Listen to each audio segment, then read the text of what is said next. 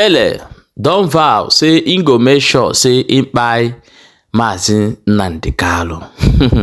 As he talk this, come see the reaction all over social media and wetin people come talk. They don send a clear message give am. As he dey wish Mazi Nnamdi Kanu to kpai, na so im go still kpai.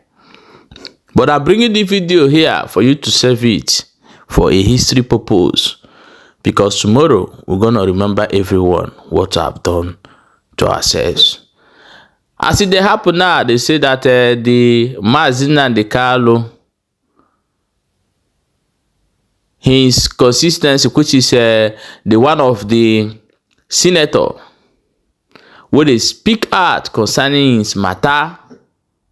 They say the man don't go to Arise TV, come break the remaining cup, which I go play you the video here. May you watch. My people, a lot of things are going on right now. Evangelist Ebukobi don't finally throw the bomb. Even Ejele himself replied to that message, but we will do it for another video. Now I will play the video waiting Evangelist Ebukobi talk for this video. Stay tuned as we bring the videos come up. Do you know how helpless we'll be looking when they say they release the car? We go buy a missile front of it, no go past that Meitama. You dey hear me? He no go cross that. Make them say they want to send them to hospital. Unless we no get the idea, we go buy them for this Abuja. If DSS go arrest me, make them arrest me. Say they want, make them try them. We go buy them. Come out for that. We go buy them. We must buy them. By any means necessary, we go buy them. The people will be beaten and the security will be escorted. It good make they buy them legally. Whether they buy Nnamdi Kanu is not even up for debate. He go buy Oga Nwurere. When they give a Gugu Nishe no care. We are in the zoo. He must remain in the cage. We don't get everything we want in the zoo. It should be in a zoo. We are a zoo. So the bonobo must buy there. Sure, na they hear me so. Me na so haneze ndara o. Haneze ndosho. Haneze ndashawo. Haneze ndakakpa. Whichever way one in a you will not remove it. He go here and there. But you go tell him. How can we road there? Why will somebody like him, Nnamdi Kanu, think of fighting for Biafra? He was born, I think, in 1967 when the war broke out. He started fighting for this Biafra of a thing because of marginalization. And nobody will take it away. No matter how you try to hide it, you cannot hide that Igbos are not marginalized in Nigeria. Every other region have 60 states. South, 6 states. Southwest, 6 states. North, all the whole north. Even one is 7 states. But in Southeast here, we have 5 states. Giving us 5 states is reducing the money that's supposed to come into the region. Reducing the number of senators we're supposed to produce. Reducing job. So we are marginalized. There is no marginalization that is more than that. We are the highest importers and exporters. But there is no seaport in the Southeast. We are the highest traveling race in Nigeria. But there is no good working international airport. So I think we are marginalized. We lift our hand up. And anybody from the south to here fighting against, problem of Ndibo is that we are enemy of ourselves.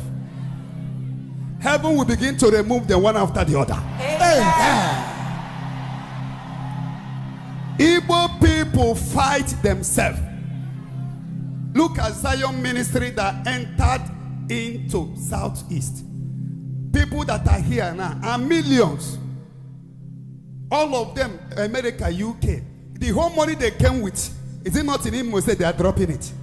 Okada people will take their own. People selling dummy will take their own. Look at the massive structure going on here. Within 6 months, 60 building is already up. Within 6 months. What will now happen?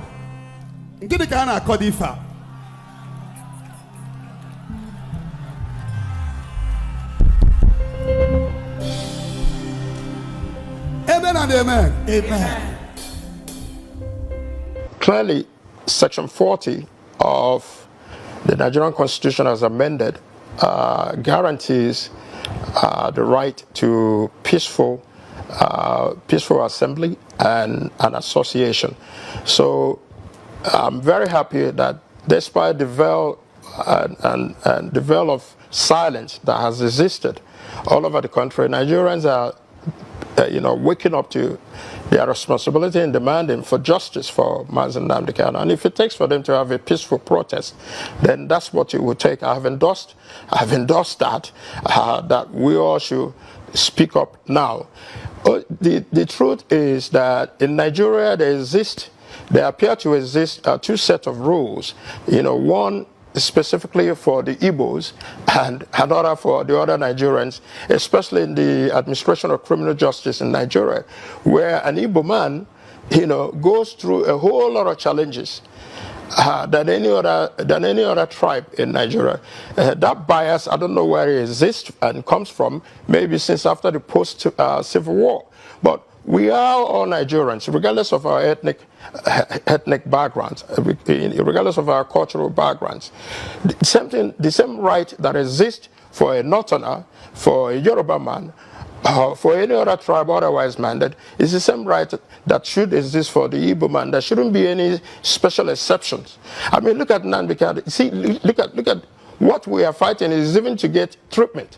There are a whole lot of people in that gap previously that were held by the state that even demanded to go overseas to get treatment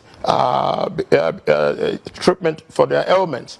But in Nnamdi Kanu, it seems that we have to go 10 steps further, sometimes more challenges, uphill task, to even get the government to consider giving adequate medical treatment to Nnamdi Kanu. You also look at in the administration of criminal justice, the charges that have been put forth to Mazi Nnamdi Kanu, when others that were also in the same gap were pardoned or exonerated by the court. At the determination of the court, they were free. But Nnamdi Kanu has been subjected for 10 years in trial. 10 years in trial, and to no end would that happen. So, but as of today, a lot of Nigerians are coming together to say enough is enough. Look at the recent pardon of Mr. President. He pardoned everybody, even those who are drug lords, those who have murdered people in the country. Yet Nnamdi Kanu has not been proved either through the court testimonies of witnesses or otherwise minded that he has committed any offense. Yet he's been subjugated and he's been subjected to almost like his rights as a person have been dehumanized. So what we are asking for is for the government to be able to look critically on the issue of Mazi Nnamdi Kanu, to ensure that fundamentally that this is the aspirations and hope of people, especially of the Igbo tribe, that if Mazi Nnamdi Kanu is released, it will bring about it will bring security in the Southeast. It would enhance productivity, and at the same time allow the Igbos to freely be engaged in various activities that Igbos are running away from because of high crime and criminality, banditry and assassination. So for Mr. President, it would also help Mr. President consolidate his goodwill in the Southeast. But for him, and then you look at, I'm sorry to say, but when you look at his prosecution team, every member of his prosecution team are Yoruba.